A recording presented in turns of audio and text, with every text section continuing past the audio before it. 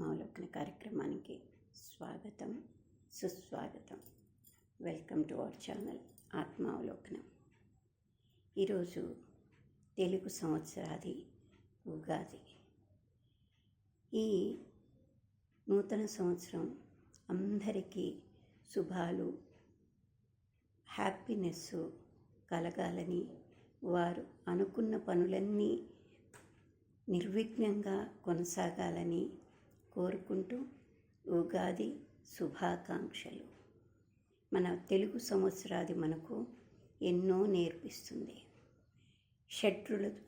షడ్రుచులతో చేసేటువంటి ఉగాది పచ్చడి మన జీవితానికి చాలా దగ్గరగా ఉంటుంది. ఎందుకు అంటారా? అన్ని రుచుల సమ్మేళనం ఉగాది పచ్చడి అయితే అన్ని సుఖదుఖాలు, ఆనందం, కష్టం, సుఖం, ఆత్మీయత, ద్వేషం, ఇది అదే అని కాదు, అన్నిటి మేళవింపే మన జీవితం. దానికి తెలియకుండానే మనకు ఆ ప్రతి పండుగ ఒక జీవనంలో సాగేటువంటి వాటిని ఎదుర్కోవడానికి కానీ, మనం దాన్ని తీసుకునే విధానాన్ని కానీ నేర్పిస్తూనే ఉంటాయి. ప్రకృతిలో ఎలా ఉండాలి, మనకు ప్రకృతికి ఎంత అవినాభావ సంబంధం ఉంది అని చేసే పండుగలే మన తెలుగు పండుగలు. వాటికి అంత ప్రాధాన్యత ఉంది అంటే దాన్ని మనము అనుసరించగలిగితే మనలో ఉండే ప్రతి విషయాన్ని, ఇబ్బందిని, సంతోషాన్ని, ప్రతిదాన్ని మనము ఒక ఛాలెంజ్గా తీసుకుంటూ దినదినం మనలో మార్పు తెచ్చుకుంటూ మన ముందడుకు కారణమవుతూ ఉంటుంది. అది మనం గమనించుకోవాలి. గమనిస్తేనే దాని వెనక ఉండే ఇది తెలుస్తుంది. ఒక రసాయనంతో ఇంకో రసాయనం కలిస్తే, ఏ రసాయనంతో ఏది కలిస్తే మనకు కావలసిన రసాయనం వస్తుంది అని సైంటిస్టులు ఎలా శోధిస్తారో, జీవితాన్ని కూడా మనం ఎన్ని సంపదలున్నా, ఎన్ని ఉన్నా, ఎంత అభివృద్ధి ఉన్నా, సంతోషము, హ్యాపీనెస్ ఒక్క పిసరు లేకపోతే దాంట్లో ఉప్పు లేని కూరల, రుచి లేని జీవితంగా మారుతూ ఉంటుంది. అందుకే ఈ నూతన సంవత్సరం ఫ్రెండ్స్, ప్రతి ఒక్కరం కూడా కొత్త మార్పుతో, కొత్త ఆలోచనలతో, కొత్త ఒరవడితో అందరం ఏదైతే మనము కొంచెం నిస్సహాయంగా లేదు చేయలేకో, ఏదైనా మనం అశ్రద్ధ చేస్తే దాన్ని తొలగించుకుంటూ కొత్తదాన్ని మనం వెతుక్కొని ఈరోజు నుంచి ప్రారంభించుకుందాం. నేను కూడా అలానే అనుకుంటున్నాను. రాత్రి కష్టంగా అనిపించిందనుకో, బాధగా అనిపించిందనుకో, తెల్లారేటోటికి దాన్ని అధిగమించి ఇంకా రెండింతల ఉత్సాహంతో మనము ఇంకా తృప్తిగా కొత్తది వెతుక్కొని నిలబడగలగాలి. ఒకరోజట ఒక చిన్న ఉదాహరణ చెప్తా నేను. ఒక దేవుని నమ్మిన ఒక వ్యక్తి, అంటే దేవుణ్ణి కావచ్చు, మనం చేసే పనిని కావచ్చు, లేదు సైన్స్ను కావచ్చు, దేన్నైనా నమ్మండి. నమ్మకం అది మన వారి మీద కావచ్చు, ఏదైనా నమ్మకం అనేది, ఫెయిత్ అనేది చాలా గొప్పది. అందుకే మనలో మనకు విశ్వాసం, భగవంతునిలో విశ్వాసం అన్నారు వివేకానందుల వారు. అలానే మనం కూడా ఆ విశ్వాసం ఉన్న ఒక వ్యక్తి ఎప్పుడూ దేవుణ్ణి దండం పెట్టుకుంటూ ఉండేదట. ఒకరోజు ఆమె స్వామిని అడిగిందట, స్వామి, విధి నీకు రోజు నేను ప్రార్థిస్తుంటాను, దండం పెట్టుకుంటుంటాను, కానీ విధి రాతను ఎప్పుడో నువ్వు రాసేసావు అంటారు కదా, మరి అంతా రాసేశాక ఇంకా నేనేం అడగను, నువ్వేం మారుస్తావు? అందుకని ఏం అడగాలో కూడా అర్థం కావట్లేదు. బాధైనా, సుఖమైనా, సంతోషమైనా నా పని ఎందు కానీ, నీ ఎందు కానీ లగ్నం చేస్తున్నానే కానీ నేను వేరే ఏమి నిన్ను అడగలేకపోతున్నాను.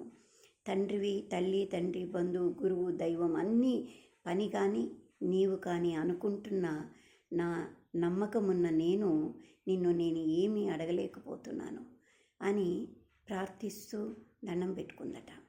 అప్పుడు స్వామి ఆమెతో ఇలా అన్నట, అమ్మ, జీవరాశులన్నింటిలో జ్ఞానాన్ని ఇచ్చింది ఒక మనిషికి మాత్రమే. ఆలోచన అనే శక్తిని ప్రసాదించాను. జీవకోటిలో జీవుడికి అంటే జంతుజాలం కానీ ఏదైనా కానీ పక్షాదులు కానీ వీటికి కూడా జ్ఞానము అంటే ఆలోచించే విధానాన్ని ఇవ్వలేదు, ఒక్క మానవుడికే ఇచ్చాను. అందుకని నేనేం చేశానంటే అన్నీ రాశాను.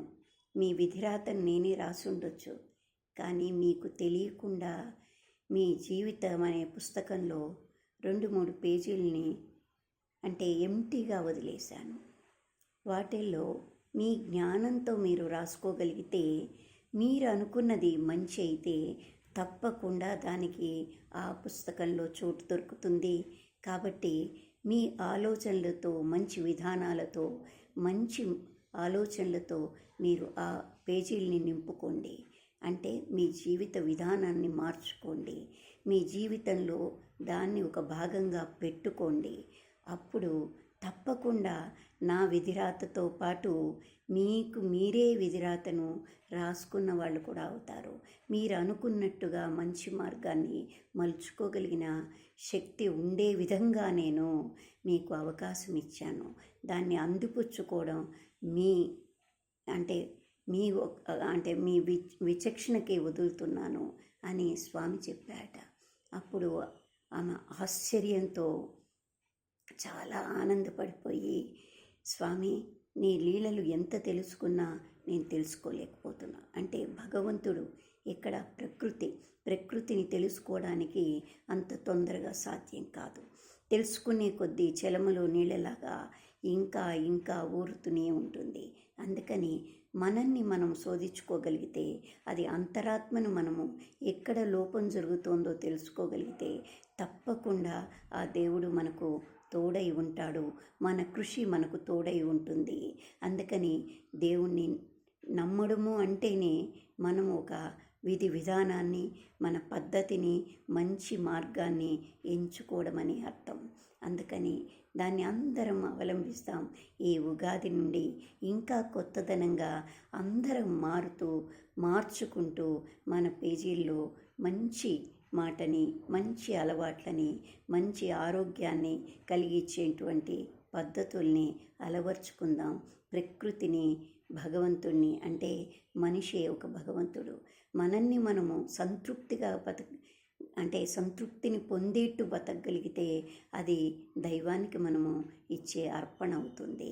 ఒక సాటి మనిషికి మనం మార్గదర్శకం అవుతుంది.